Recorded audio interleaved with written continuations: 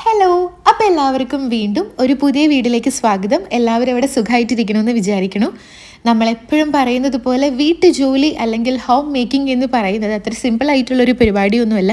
അത്യാവശ്യം മെനക്കേടുള്ളൊരു സംഗതി തന്നെയാണ്.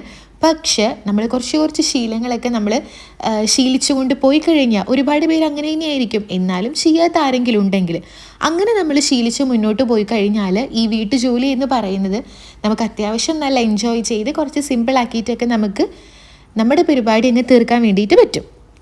ഏറ്റവും ഫസ്റ്റ് വൺ എന്ന് പറയുന്നത് പ്ലാനിങ് ആണ്. അതായത് എൻ്റെ ഒരു അഭിപ്രായത്തിൽ നമ്മൾ രാത്രി ഉറങ്ങണേക്കാട്ടിലും മുൻപ് പിറ്റേ ദിവസത്തേക്ക് വേണ്ടിയിട്ടുള്ള ഒരു പക്കാ പ്ലാൻ നമ്മൾ കയ്യിലുണ്ടായിരിക്കണം. ഈ പക്കാ പ്ലാൻ എന്നൊക്കെ പറയുമ്പോൾ ഭീകരമായിട്ട് നിങ്ങൾ ബുക്കും പേനെടുത്തൊന്നും വരയ്ക്കൊന്നും വേണ്ട.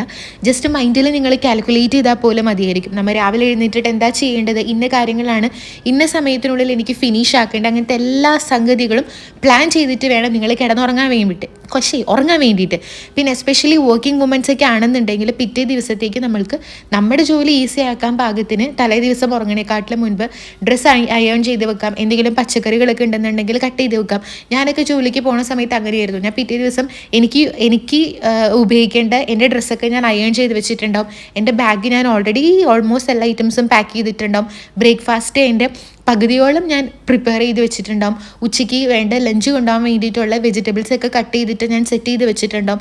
അങ്ങനെയാകുമ്പോൾ പിറ്റേ ദിവസം രാവിലെ നമ്മൾ എഴുന്നേൽക്കുമ്പോൾ നമുക്ക് ഭയങ്കര കാമായിരിക്കും. ഹരിബറിയായിട്ട് നമുക്കൊന്നും ചെയ്യേണ്ട ആവശ്യം ഉണ്ടായിരിക്കില്ല. സോ പറ്റുന്ന കാര്യങ്ങൾ തലേ ദിവസം രാത്രി ചെയ്ത് വെച്ചിട്ട് കിടന്നുറങ്ങുക.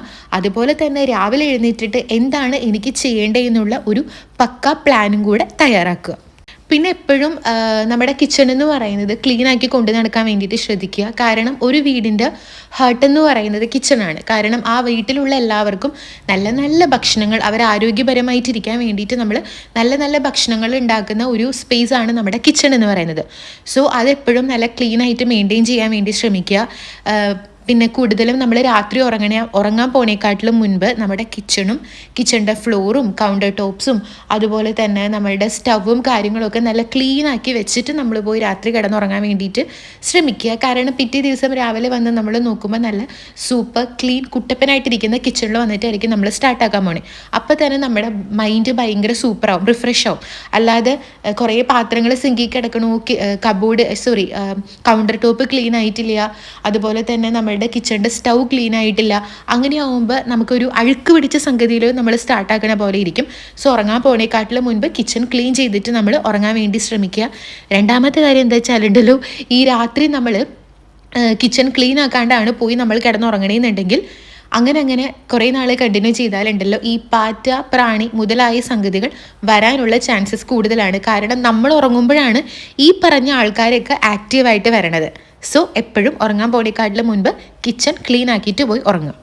പിന്നെ 1 ടച്ച് റൂൾ എന്നുള്ളത് കമ്പൽസറി ആക്കുക. അത് നമ്മൾ മാത്രമല്ല, നമ്മുടെ വീട്ടിലുള്ള ആൾക്കാരോടും കമ്പൽസറി ആയിട്ട് തന്നെ പറയുക. വേറൊന്നുമല്ല, ഒരു സാധനം എടുത്താൽ അത് എടുത്തോട്ട് തന്നെ വെക്കുക. എല്ലാത്തിനും ഇപ്പം നമ്മളുടെ വീട്ടിലുള്ള എല്ലാ സംഗതികൾക്കും നമ്മൾ ഒരു സ്പേസ് കണ്ടുപിടിച്ച് വെച്ചിട്ടുണ്ട്.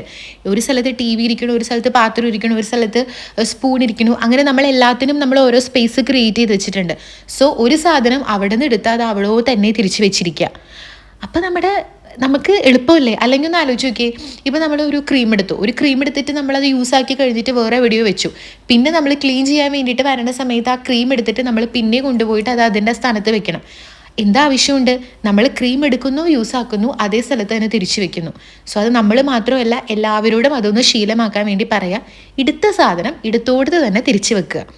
പിന്നെ ഈ മീൽ പ്ലാൻ എന്ന് പറയുന്ന സംഗതി നിങ്ങൾ ചെയ്തു വെക്കുക. അതായത് ഒരു പ്ലാനും ഇല്ലാണ്ട് നാളെ എന്തുണ്ടാക്കണ്ടേ, ഉച്ചയ്ക്ക് എന്തുണ്ടാക്കണ്ടേ, വൈകിട്ട് എന്തുണ്ടാക്കണ്ടേ, ഈ സാധനം റിപ്പീറ്റ് ചെയ്ത് ചോദിച്ചുകൊണ്ടിരിക്കാണ്ട് ഇതൊക്കെ നമ്മളുടെ കൺവീനിയൻസ് ആണ്. ഏതിൽ നമ്മൾക്ക് ഒരാഴ്ചയിലോട്ടേക്ക് മീൽ പ്ലാൻ ചെയ്യാം, 2 ആഴ്ചയിലോട്ടേക്ക് ചെയ്യാം, അല്ലെങ്കിൽ 1 മന്തിലോട്ടേക്ക് ചെയ്യാം.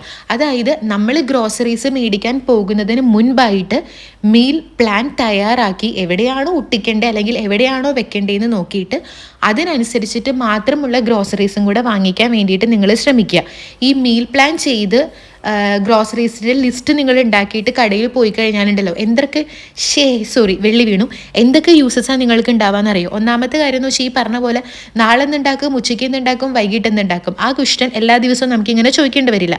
ബിക്കോസ് കുറച്ച് നേരം ഇരുന്നിട്ട് നമ്മൾ ഒരാഴ്ചയിലോട്ട് വേണ്ടി അല്ലെങ്കിൽ ഒരു മാസത്തേക്ക് വേണ്ടിയിട്ടുള്ള മീൽ പ്ലാൻ നമ്മൾ തയ്യാറാക്കി വെച്ചിട്ടുണ്ട്. രണ്ടാമത്തെ കാര്യം, ഈ ലിസ്റ്റ് അനുസരിച്ചുള്ള സാധനങ്ങൾ എഴുതി വെച്ചിട്ട് നമ്മൾ കടയിൽ പോയി കഴിഞ്ഞാൽ നമ്മളുടെ സമയം ലാഭിക്കാം, പണം ലാഭിക്കാം, ആവശ്യമില്ലാത്ത ഒരു സംഗതികളും നിങ്ങൾ വാങ്ങിച്ചു കൂട്ടൂല. സോ ഈ മീൽ പ്ലാൻ എന്ന് പറയുന്ന സംഗതി ഇതുവരെയും ചെയ്യാത്ത ആൾക്കാരാണെന്നുണ്ടെങ്കിൽ ഇതേ പുതിയ വർഷമൊക്കെ ആവാനായി, ആ വർഷത്തിലെങ്കിലും നിങ്ങൾ സ്റ്റാർട്ടാക്കും കേട്ടോ. പിന്നെ നമ്മുടെ വീട്ടിൽ നമ്മൾ വാങ്ങിച്ചു കൂട്ടുന്ന എല്ലാ സാധനങ്ങൾക്കും ഒരു സ്പേസ്, അതിൻ്റേതായിട്ടുള്ള ഒരു സ്ഥലം ഉണ്ടായിരിക്കണം. ഈ എന്നെ പോലെയുള്ള പെണ്ണുങ്ങളുണ്ടല്ലോ, ഭയങ്കര ഈ ഷോപ്പിംഗ് എന്ന് വെച്ച് കഴിഞ്ഞാൽ കുറേ ക്രീസാണ് അല്ലേ? പ്രത്യേകിച്ചും പെണ്ണുങ്ങൾക്ക് കടയിൽ പോയിട്ട് സാധനങ്ങൾ മേടിക്കുക, അത് മേടിക്കുക, ഇത് മേടിക്കുക എന്ന് വെച്ച് കഴിഞ്ഞാൽ ഭയങ്കര ഇഷ്ടമുള്ളൊരു കാര്യമാണ്. ചില നേരത്തെ ഞാൻ ആലോചിക്കും, കാരണം നമ്മുടെ ഒരു സ്റ്റുഡിയോ അപ്പാർട്ട്മെൻ്റ് ആണ്, ഭയങ്കര ചെറുതായിട്ടുള്ളൊരു സെറ്റപ്പാണ്.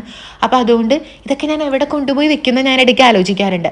കാരണം ഈ പ്രത്യേകിച്ചും ഉണ്ടല്ലോ നേരത്തെ പറഞ്ഞ പോലെ നമ്മുടെ അടുക്കളയിൽ ആവശ്യമില്ലാത്ത കുറേ പാത്രങ്ങളും സംഗതികളും ഈ കണകുണ സാധനങ്ങൾ വാങ്ങിച്ചു കൂട്ടാണ്ട് വാങ്ങിക്കുന്ന സമയത്ത് നമ്മൾ ചിന്തിക്കുക, ഓക്കെ ആ സാധനം ഞാൻ വാങ്ങിച്ചാൽ എനിക്ക് വീടിൻ്റെ ഇന്ന സ്ഥലത്ത് അതെനിക്ക് വെക്കാൻ വേണ്ടിയിട്ട് പറ്റും, ക്ലംസി ആവില്ല, അങ്ങനത്തെ ഒരു ഇത് വേണം. അങ്ങനെ ആകുമ്പോൾ ഉണ്ടല്ലോ നമ്മുടെ വീട് മിനിമലായിട്ട് ഇരിക്കുകയും ചെയ്യും. ആവശ്യമില്ലാത്ത സാധനങ്ങൾ നമ്മൾ വാങ്ങിക്കത്തുമില്ല, നമുക്ക് യൂസ്ഫുൾ ആയിട്ടുള്ള സംഗതികളെ നമ്മൾ വാങ്ങിക്കുള്ളൂ. അപ്പം നമ്മുടെ വീട്ടിൽ നമ്മൾ വാങ്ങിക്കുന്ന എല്ലാ സാധനങ്ങൾക്കും അതിൻ്റേതായിട്ടുള്ള ഒരു പ്ലേസ് ഉണ്ടായിരിക്കണം.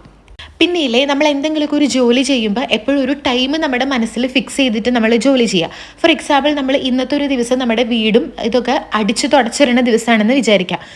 ആ ഒരു ജോലി തുടങ്ങണേക്കാട്ടിലും മുൻപ് നമ്മുടെ മനസ്സിൽ നമ്മൾ ഫിക്സ് ചെയ്യുക ഒരു 30 മിനിറ്റിനുള്ളിൽ ഞാൻ ആ ജോലി ഫിനിഷ് ചെയ്തിരിക്കും.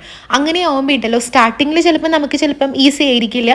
ഈ ഇങ്ങനെ ശീലിച്ച് വന്നാലുണ്ടല്ലോ ആ ഒരു 30 മിനിറ്റ് എന്നുള്ളത് നമ്മുടെ മൈൻഡിൽ നമ്മൾ സെറ്റ് ചെയ്ത് കഴിഞ്ഞാൽ പക്ക നമ്മൾ ആ 30 മിനിറ്റിന് ഉള്ളിൽ അല്ലെങ്കിൽ അതിന് മുന്നോ നമ്മൾ നമ്മുടെ പരിപാടി ഫിനിഷ് ചെയ്യും.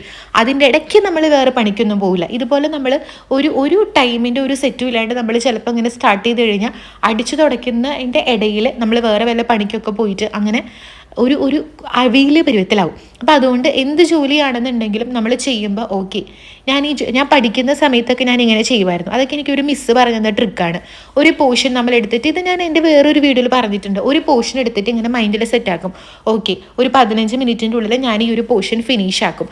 അങ്ങനെ നമ്മൾ സെറ്റ് ചെയ്ത് കഴിയുമ്പോണ്ടല്ലോ നമ്മുടെ ജോലി ആയിക്കോട്ടെ, നമ്മൾ ചെയ്യുന്നൊരു സംഗതി ആയിക്കോട്ടെ, നമ്മൾ വിചാരിച്ചതിനെക്കാട്ടിലും കുറച്ചും കൂടെ വേഗത്തിൽ നമുക്കത് തീർക്കാൻ വേണ്ടി പറ്റും. പിന്നെ ഈ ഓർഗനൈസ്ഡ് ഹോം മേക്കർ എന്നൊക്കെ പറയുമ്പം അവർ വീട്ടുജോലി മാത്രം 24 മണിക്കൂറും ചെയ്തുകൊണ്ടിരിക്കുന്ന ആൾക്കാരൊന്നുമല്ല കേട്ടോ. അവരുടേതായിട്ടുള്ള സെൽഫ് കെയറിനും ഒരു സമയം കണ്ടെത്തുന്നുണ്ട്. ഞാൻ ഇതിനെപ്പറ്റി പറയുന്നില്ല, പറഞ്ഞ് എനിക്ക് മടുത്തു, എന്നാലും കേൾക്കാത്ത കുറേ ആൾക്കാരുണ്ട്. അപ്പോൾ ഈ പറയണ പോലെ സെൽഫ് കെയർ എന്ന് പറയുന്നത് ഒരിക്കലും സെൽഫിഷ് ആയിട്ടുള്ള സംഗതിയല്ല. നമുക്ക് വേണ്ടിയിട്ടൊക്കെ സമയം കണ്ടെത്തിയാലാണ് ഈ പറഞ്ഞ കാര്യങ്ങളൊക്കെ നമുക്ക് നല്ലപോലെ ചെയ്ത് തീർക്കാൻ വേണ്ടിയിട്ട് പറ്റുള്ളൂ. So self care is A must. പിന്നെ വേറൊരു സംഗതിയാണ് 5 മിനിറ്റ് റൂൾ എന്ന് പറയുന്നത്.